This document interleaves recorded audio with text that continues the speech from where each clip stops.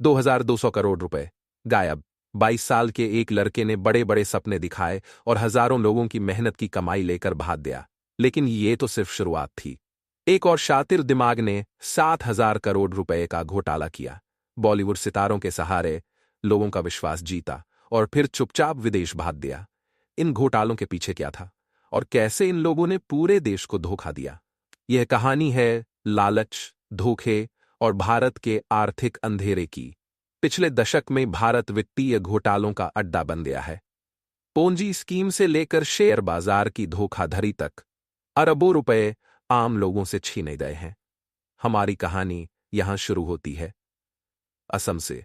यह राज्य अपनी चाय और संस्कृति के लिए जाना जाता है, लेकिन अब यह 2,200 करोड़ रुपए के घोटाले के लिए बदनाम है। विशाल फुकन, 22 साल का मास्टरमाइंड। विशाल फुकन कोई आम युवक नहीं था।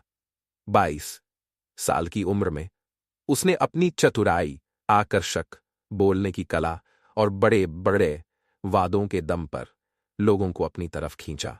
आज 1 लाख रुपए लगाइए और 60 दिनों में 3 लाख रुपए पाइए। न कोई रिस्क, न कोई सवाल। विशाल के लिए यह एक आसान फॉर्मूला था। बड़े रिटर्न का वादा करो, विश्वास बनाओ और फिर पैसा बटोर लो। और पैसा आया भी, 2,200 करोड़ रुपए। लेकिन इस चमक धमक के पीछे एक बड़ा झूठ छुपा था। विशाल इन पैसों का निवेश नहीं कर रहा था, वह इन्हें खर्च कर रहा था। हर पोंजी स्कीम की तरह विशाल की साम्राज्य भी गिरने लगा। वह रिटर्न देने में नाकाम रहा, वादे बंद हुए और पैसा भी। असम पुलिस ने 22 साल के विशाल फुकन और उनके पार्टनर को 2,200 करोड़ रुपए के घोटाले के आरोप में गिरफ्तार किया है। जांच जारी है। लेकिन जब पुलिस विशाल के झूठ का परतें खोल रही थी, तब एक और बड़ा घोटाला सामने आने वाला था, जो 2,200 करोड़ से भी बड़ा था। दीपांकर बर्मन सितारों के साथ धोखा। Dipankar Barman DB stock broking के फाउंडर और 7,000 करोड़ रुपए के घोटाले के मास्टरमाइंड। विशाल से अलग दीपांकर के पास कनेक्शन थे। दीपांकर ने मशहूर हस्तियों का सहारा लेकर लोगों का विश्वास जीता और खुद को एक वित्तीय जादूगर के रूप में पेश किया। मैंने उन्हें अपने फेवरेट एक्टर के साथ देखा। लगा कि ये व्यक्ति भरोसेमंद होगा। उन्होंने हमें अद्भुत रिटर्न का वादा किया। हमने उन पर भरोसा किया। 7,000 करोड़ रुपए लेकर दीपांकर ने वो जिंदगी जी जिसका सपना हर कोई देखता है। लेकिन हर सपना खत्म होता है और उनका वक्त भी खत्म हो रहा था। शिकायतें बढ़ने लगीं और दीपांकर ने वो किया जिसकी किसी ने उम्मीद नहीं की थी। वो देश छोड़कर भाग गया। 2 घोटाले, 9,200 करोड़ रुपए का नुकसान, हजारों जिंदगियां बर्बाद।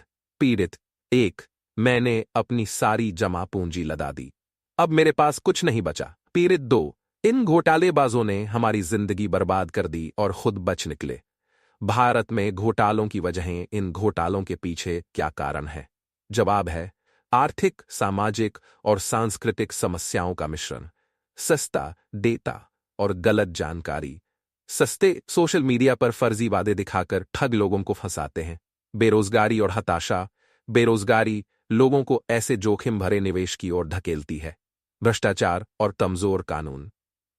भ्रष्टाचार घोटालेबाजों को खुला मैदान देता है और कमजोर कानून उन्हें पकड़ने में विफल रहता है।